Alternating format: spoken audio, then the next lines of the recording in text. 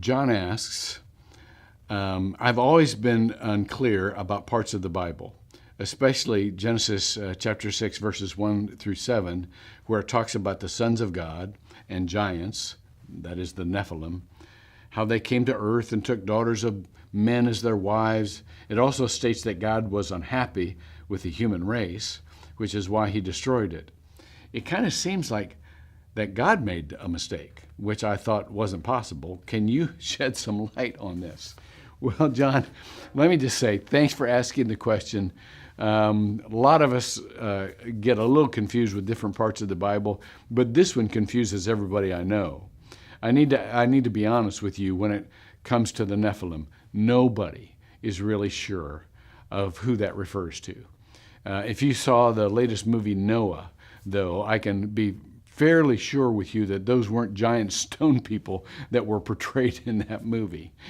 So we don't know the exact reference of the Nephilim. But here's the even more important part of your question to me. I'm not sure what you meant by it kind of seems like God made a mistake.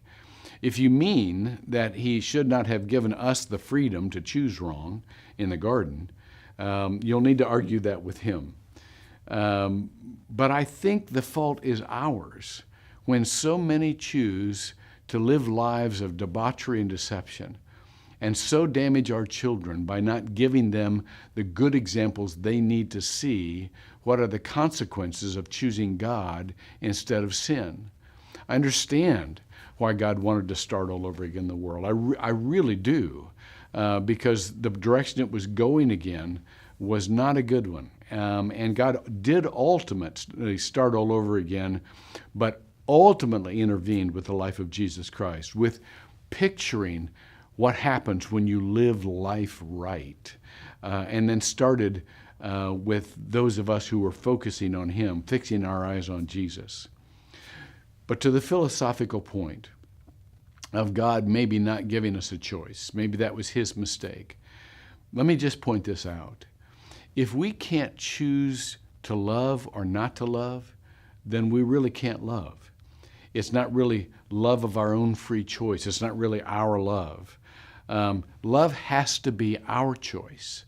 As it says in Deuteronomy chapter 30, verse 15, and then on into verse 19, God does give us a choice. It says, "See, I have set before you life and prosperity, and death and adversity." And then he later says, "Choose life so that you and your descendants may live." May we all make that choice to give something better to our descendants than a cycle of sin and a really bad example.